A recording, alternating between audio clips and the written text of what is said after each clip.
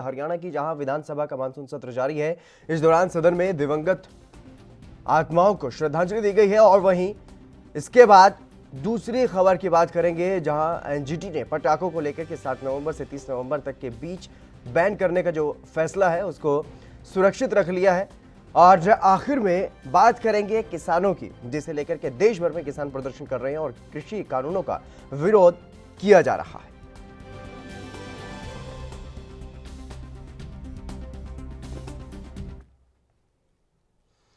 बात पहली खबर की, हरियाणा विधानसभा के मानसून सत्र का दूसरा चरण का जो सत्र है वो जारी है। और सत्र में विपक्ष सत्ता पक्ष की घेराबंदी प्राइवेट मेंबर्स बिल के जरिए करने वाला है। विपक्ष ने नए कृषि कानूनों को रद्द कराने समेत ज्वलंत मुद्दों पर 5 प्राइवेट मेंबर्स बिल विधानसभा को दिए।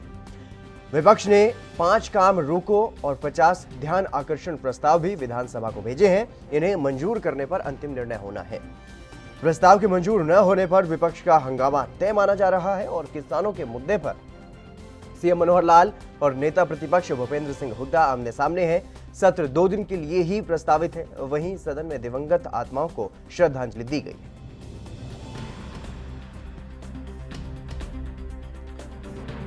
हरियाणा विधानसभा का मानसून सत्र ये चल रहा है। इससे पहले भी एक बार सत्र हुआ है, लेकिन कोरोना महामारी की वजह से सत्र को छोटा कर दिया गया था। और अब एक बार फिर से, क्योंकि पिछली बार सीएम और जो बड़े नेता हैं, मंत्री हैं, वो कोरोना महामारी की चपेट में आ गए थे। इस वजह से सदन छोटा ही रहा था और जो मुख्य जो काम होने थे सदन में वो ही किए गए थे। लेकिन अब एक बार फिर से सदन बुलाया गया है और इस बार विपक्ष ने पूरी तैयारी की है सरकार को घेरने की।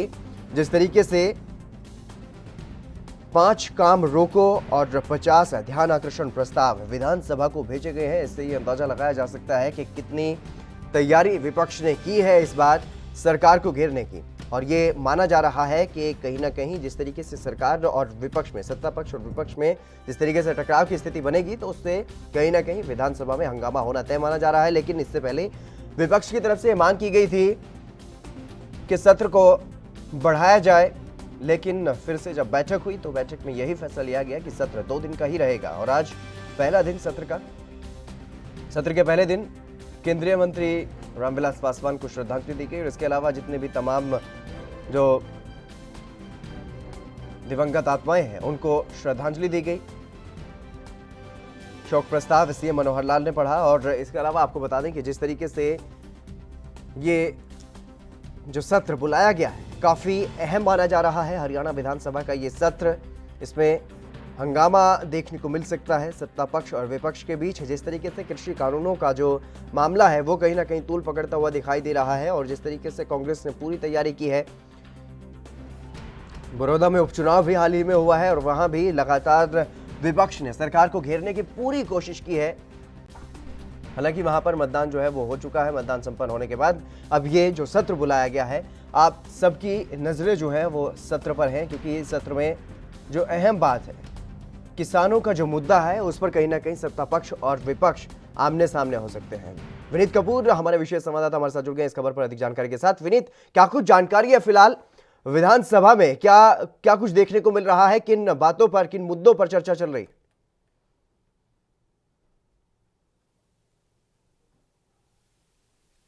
शोक प्रस्ताव के साथ शुरू हुई थी। मुख्यमंत्री मनोहर लाल खट्टर सहित अन्य नेताओं ने, जो दिवंगत हस्तियां हैं, उनको श्रद्धांजलि दी। उसके बाद सदन के अंदर 2 मिनट का मौन रखा गया, जिसमें जो दिवंगत हस्तियां थी उनको श्रद्धांजलि देने का काम किया गया। और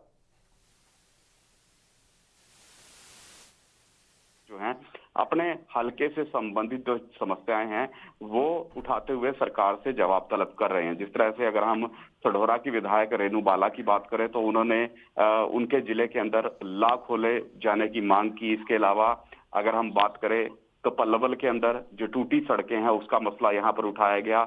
इसके अलावा बिजली विभाग का मसला उठाया गया। इसके अलावा फरीदाबाद की बात करें तो वहां पर नगर निगम के कर्मचारियों के अनियमितताओं का मसला उठाया गया। ऐसे बहुत से मसले यहाँ पर उठाए जा रहे हैं। जिसके अंदर सीधे तौर पर सरकार से जवाब तलब किया जा रहा है कि विधायकों की तरफ से कि उनके हलके की समस्याओं का निवारण करने के लिए सरकार की क्या रणनीति है, क्या कुछ प्रपोजल सरकार आने वाले दिनों में लागू करने वाली है। जी, और विपक्ष की तरफ से जिस तरीके से काफी तैयारी इस बार की गई है, 5 वो कौन से प्रस्ताव हैं जो काम रोको प्रस्ताव विपक्ष की तरफ से विधानसभा को भेजे गए? देखिए, सीधे तौर पर अगर विपक्ष की बात करें तो जिस तरह से आज सुबह पहले सदन की कार्रवाई से पहले 11 बजे बीएसी की बैठक हुई थी और इस बीएसी की बैठक में सीधे तौर पर सदन की कार्रवाई को बढ़ाए जाने की मांग की गई। 3 सीटिंग की मांग की गई थी और 3 सीटिंग ही इस सेशन की होती नजर आएंगी। 1 सीटिंग अभी जारी है। कल जब सदन की कार्रवाई सुबह शुरू होगी तो उसमें 2 सीटिंग रखी गई हैं और यहाँ पर जो उप मुख्यमंत्री दुष्यंत चौटाला हैं वो ये भी कहते नजर आ रहे हैं कि अगर देर रात तक भी विपक्ष के सवालों का जवाब देना पड़ा तो वो इन सवालों का जवाब देने के लिए तैयार हैं। और अगर हम काम रोको प्रस्ताव की बात करें तो सबसे पहले किसानों का मसला है। किसानों का एक बड़ा मसला है जिसको लेकर विपक्ष कह रहा है कि इस पर काम रोको प्रस्ताव लाकर सदन के अंदर चर्चा होनी लाजमी है, क्योंकि किसान लगातार केंद्रीय कानूनों का विरोध कर रहे हैं और इसी विरोध के स्वरूप को कहीं ना कहीं शांत करवाने के लिए सरकार को स्पष्टीकरण देने की जरूरत है कि आखिर इन कानूनों से किसानों को क्या लाभ हो पाएगा और क्या वाकई में ही एमएसपी जो है इंश्योर रखी जाएगी या फिर नहीं रखी जाएगी। इसके अलावा प्रदेश में हम शराब माफिया के मसले की बात करें तो शराब माफिया से हाल ही में सोनीपत के अंदर भी कुछ मौतें होती नजर आई हैं, तो इस मसले पर भी इसके अंदर चर्चा हो सकती है। इसके अलावा भी और कई मसले हैं, जिस तरह से एक लव जिहाद का मसला या कानून व्यवस्था जो बिगड़ती नजर आ रही है हरियाणा के अंदर, इस मसले की बात करें तो ऐसे बहुत से मसले हैं जिनको लेकर विपक्ष जो है वो कल सत्ता पक्ष को घेरने की रणनीति बनाकर कहीं ना कहीं विधानसभा सेशन में पहुंचेगा और कई मसलों को उठाते हुए सरकार से सवाल तलब करेगा कि आखिर जो ये सवाल उठाए जा रहे हैं इनका जवाब सरकार किस लहजे में देती है, क्योंकि विपक्ष पूरी तरह से इस सेशन के अंदर आक्रामक रुख इख्तियार कर सकता है जिस तरह से लगातार रणनीतियां विपक्ष की तरफ से बनाई गई हैं। बिल्कुल, ध्यान आकर्षित करने के लिए कहीं ना कहीं एक बड़ी तैयारी विपक्ष की तरफ से की गई। 50 प्रस्ताव विधानसभा को भेजे गए, उनमें कौन कौन से ऐसे मुख्य मांगे हैं, कौन कौन सी ऐसी बातें हैं जिनकी तरफ ध्यान आकर्षण करने की बात कही जा रही है विपक्ष की तरफ से? बिल्कुल, देखिए सीधे तौर पर अगर विपक्ष की बात करें तो जिस तरह से शुरुआती दौर में ही विपक्ष जो है वो किसानों के मसले को लेकर आक्रामक होता हुआ नजर आ रहा है। सीधे तौर पर किसानों का मसला जो है वो बड़े लेवल पर उठाया जा सकता है और कल सेशन के अंदर ही नहीं, सेशन के बाहर भी विपक्ष जो है वो किसानों के मसले पर धरना प्रदर्शन कर सकता है। क्योंकि हम किसानों के मसले की बात करें तो जिस तरह से कुरुक्षेत्र के अंदर किसानों के ऊपर एक बड़ा लाठीचार्ज होता हुआ नजर आया था, उस मसले को लेकर सरकार को विपक्ष जो है आड़े हाथों घेर सकता है। इसके अलावा सिरसा की बात करें, वहां पर लाठीचार्ज हुआ, पानी की बौछारें की गई, तो ऐसे में ये एक बड़ा मसला है। और आज जिस तरह से अगर हम पंजाब की बात करें, हरियाणा की बात करें, वहां पर जो कह सकते हैं कि भारत बंद की कॉल के चलते कई हाईवे जो हैं वो बंद किए गए हैं। बिल्कुल विनीत, तमाम जानकारी देने के लिए बहुत बहुत शुक्रिया। तमाम अपडेट आपसे लेते रहेंगे, नजर बनाए रखिएगा। लेकिन फिलहाल वक्त हो चला एक छोटे से ब्रेक का, ब्रेक के लिए रुकेंगे।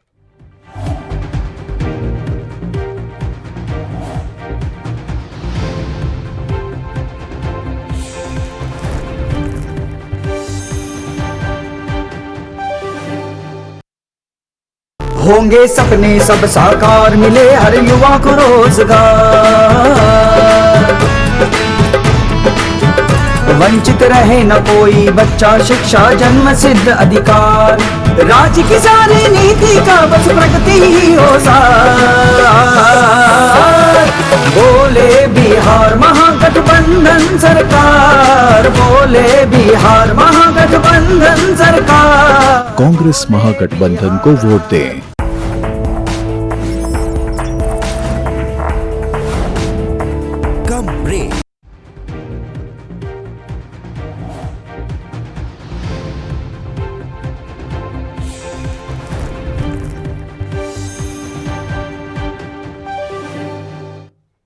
ब्रेक के बाद एक बार फिर से आप सभी का स्वागत है। अब 3 बजे में बात करेंगे दूसरी खबर की। एनजीटी ने पटाखों को 7 नवंबर से 30 नवंबर के बीच बैन करने को लेकर के अपना फैसला सुरक्षित कर लिया है।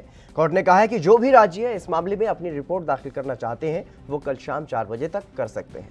दिल्ली सरकार ने भी एनजीटी से कल तक का वक्त मांगा है और केंद्रीय पर्यावरण मंत्रालय के वकील ने एनजीटी में यह कहा है कि अभी तक ऐसा कोई ऐसी स्टडी नहीं है जिससे ये साफ हो सके कि पटाखों को जलाने से कोविड के मामले में बढ़ोतरी होगी। इस पर कोर्ट ने वकील को फटकारते हुए कहा है कि क्या आपको पर्यावरण कानूनों की जानकारी है? अगर है तो आपको पता होगा कि किसी भी चीज को लागू करने के लिए स्टडी रिपोर्ट की जरूरत होती है। न कि किसी भी चीज पर बैन लगाने के लिए स्टडी की जरूरत होती है।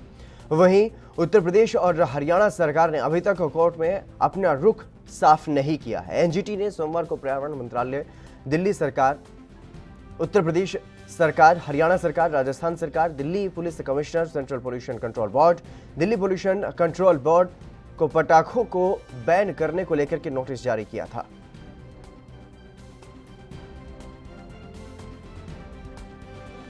तो इस बार, पिछली बार भी हम लोगों ने दिवाली के टाइम पे पटाखे ना जलाने की सौगंध खाई थी। दिवाली पे हम सब लोगों ने कनॉट प्लेस के अंदर, सारी दिल्ली के लोगों ने मिलके दिवाली मनाई थी। हम लोगों ने वहाँ पे लाइट शो रखा था, आप सब लोग कनॉट प्लेस आए थे। इस बार भी हम लोग सब लोग मिलके दिवाली मनाएंगे, पटाखे नहीं जलाएंगे, किसी भी हालत में अपने को पटाखे नहीं जलाने। अगर पटाखे जलाएंगे, अपने ही बच्चों की ज़िंदगी के साथ खेल रहे हैं हम लोग, अपने ही परिवार की ज़िंदगी के साथ खेल रहे हैं, अपने दिल्ली के परिवार की ज़िंदगी के साथ खेल रहे हैं। पटाखे नहीं जलाने, दिवाली एक साथ मनाएंगे। इस बार दिवाली के लिए हम अलग इंतज़ाम कर रहे हैं।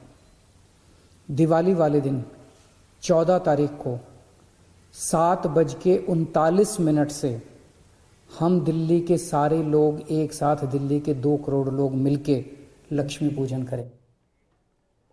राजीव तिवारी हमारे संवाददाता दिल्ली से हमारे साथ जुड़ गए। राजीव, क्या कुछ जानकारी है फिलहाल एनजीटी में, क्या कुछ हुआ, कौन कौन से राज्य ने क्या कुछ दलीलें एनजीटी के सामने पेश की?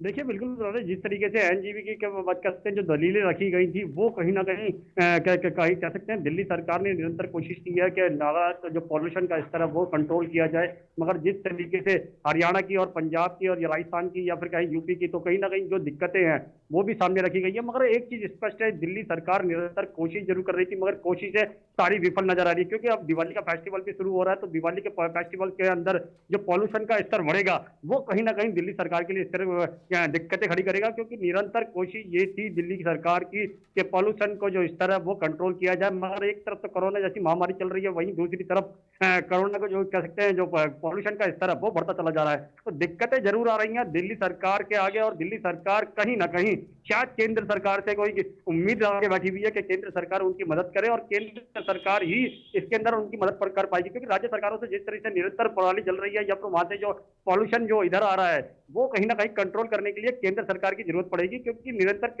दिल्ली सरकार ने बहुत कोशिश कर ली, बहुत यानी कि दिक्कतें जो थी वो केंद्र सरकार के आगे रखी है, मगर कहीं ना कहीं दिक्कतें जरूर है दिल्ली सरकार के आगे। और दिल्ली सरकार शायद अभी भी वही कह सकते हैं कि जो दिल्ली केंद्र सरकार की तरफ आस लगा के बैठी हुई है, अगर केंद्र सरकार शायद चाहे तो दिल्ली सरकार की मदद कर सकती है। जी बिल्कुल राजीव, तमाम जानकारी देने के लिए बहुत बहुत शुक्रिया। तो कहीं ना कहीं अब जो दिल्ली से लेकर के पूरे देश भर में भी पटाखों को बैन किया जा सकता है। हालांकि इस पर फैसला जो है वो अभी सुरक्षित रख लिया गया है, एनजीटी की तरफ से फैसला भी आना बाकी है। फिलहाल रुकेंगे एक छोटे से ब्रेक के लिए, जल्द हाजिर होंगे।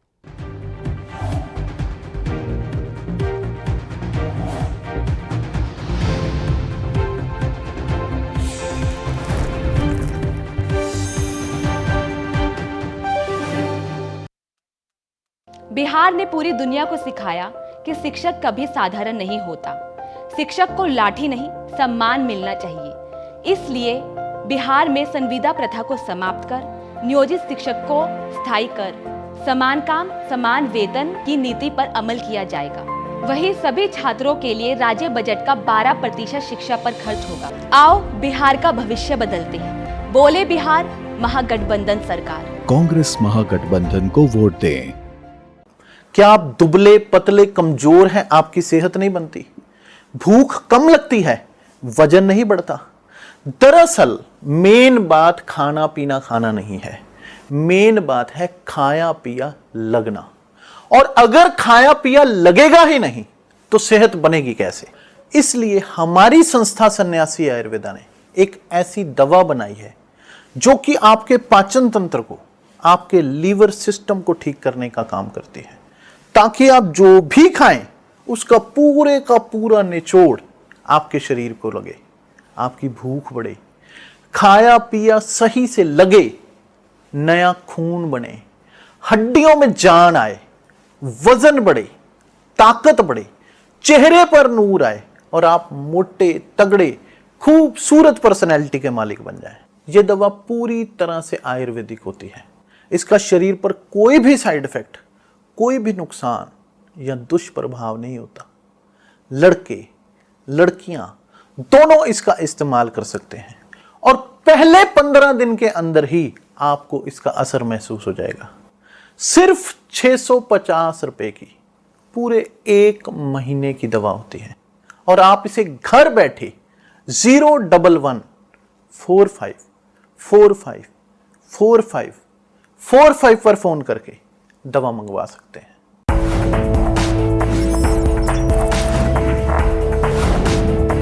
कम ब्रेक और ज्यादा खबरों के साथ देखिए ANP।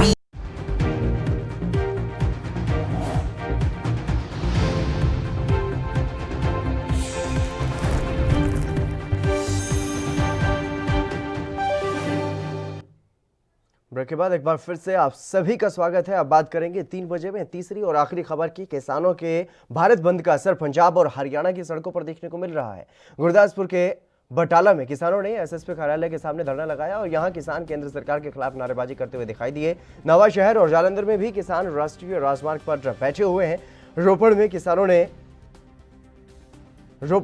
चंडीगढ़ मनाली राष्ट्रीय मार्ग जाम किया हुआ है और लुधियाना के जगरांव में टोल प्लाजा बठिंडा में राष्ट्रीय राजमार्ग और फतेहगढ़ साहिब में किसान विरोध प्रदर्शन कर रहे हैं। बता दें कि पूरे देश में गुरुवार को किसानों ने केंद्र सरकार के 3 कृषि कानूनों के खिलाफ भारत बंद का आह्वान किया था। पंजाब में कृषि कानूनों के खिलाफ किसानों का विरोध प्रदर्शन 41वें दिन भी जारी है और किसान आंदोलन की वजह से राज्य में ट्रेनें नहीं चल पा रही हैं। यही वजह है कि पंजाब में जरूरी वस्तुओं की आपूर्ति भी नहीं हो पा रही है। यहां तक कि कोयले की कमी से राज्य के सभी थर्मल पावर प्लांट ठप हो चुके हैं। पंजाब अब बिजली संकट के मुहाने पर खड़ा है।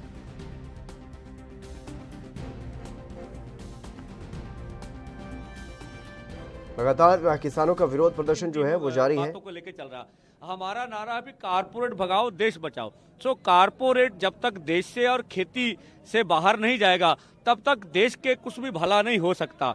हम यही आशा रखेंगे ये देशव्यापी आंदोलन की बात मोदी जी सुनेंगे और देश के किसानों मजदूरों की बात सुनने के बाद वो एक खेती कानून वापस लेंगे। अब पंजाब ने मालगाड़ियों के लिए ट्रैक रखे हुए हैं, उनको ट्रैकों पर कोई पाबंदी नहीं है। चाहे वो सामान जम्मू कश्मीर में, गुजरात में, पंजाब की अवस्था के लिए आना हो, उसके कोई पाबंदी नहीं है। देश सरहद के ऊपर जो जवान खड़े उनको पहुंचना हो, वो हमारे अपने भाई बहन।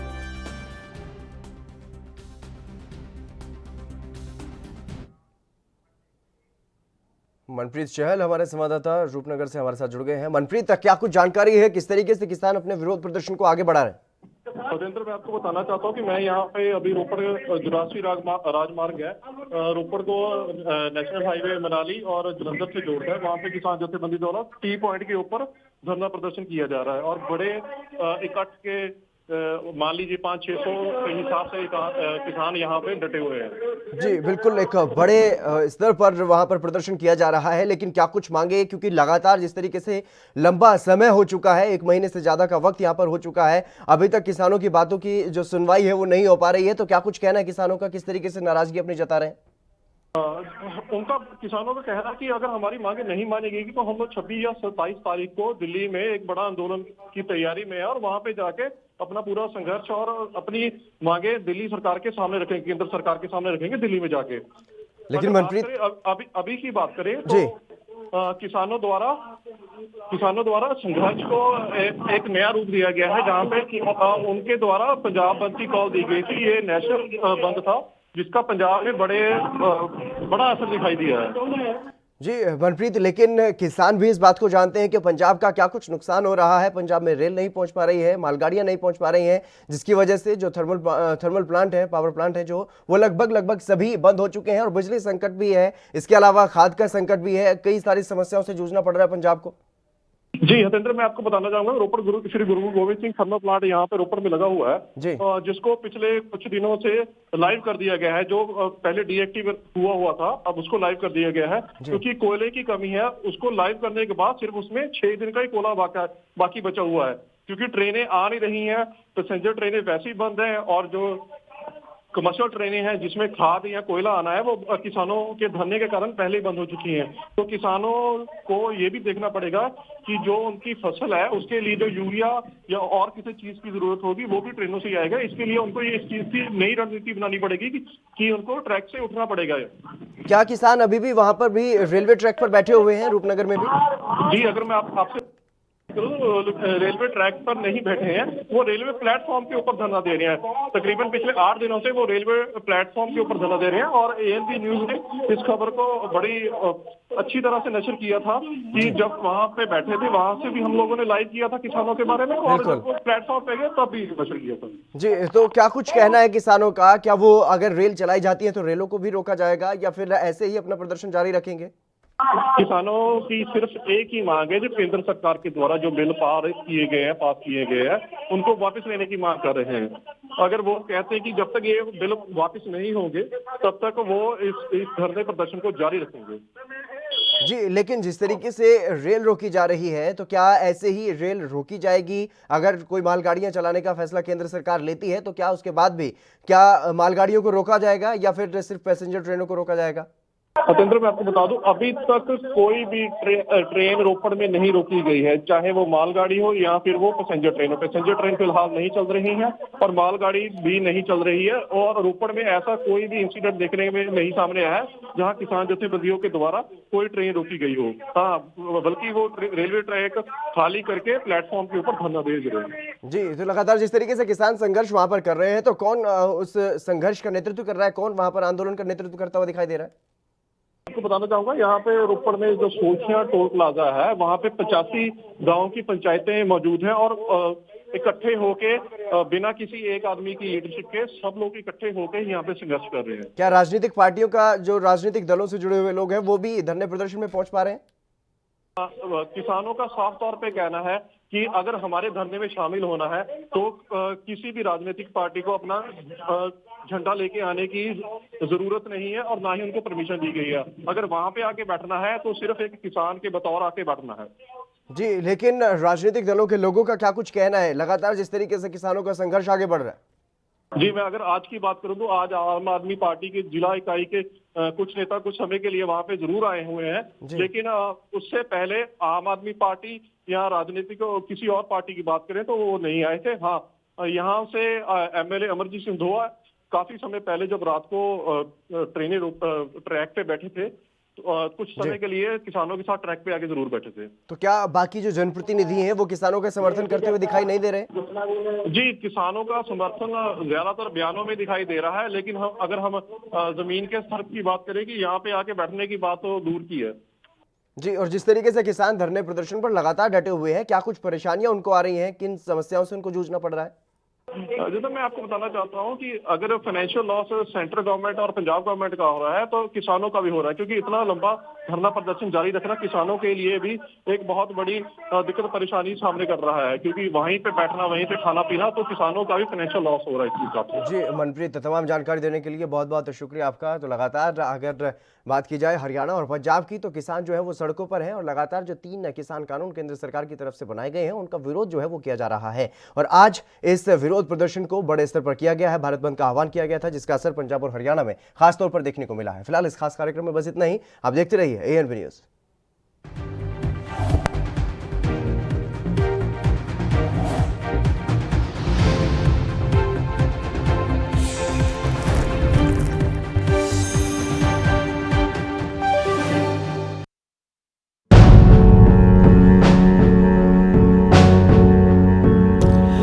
गाँव में थे परिवार मेरे और दूर मैं उनसे रह न सका। जब हौसले थक के नींद चले ट्रेन का भार मैं सह न सका।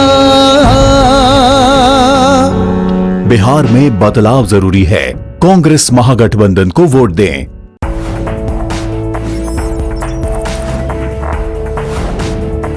कम ब्रेक और ज्यादा खबरों के साथ देखिए ANP news in channel number पर। सबसे अलग अंदाज, हम बनेंगे आपकी आवाज।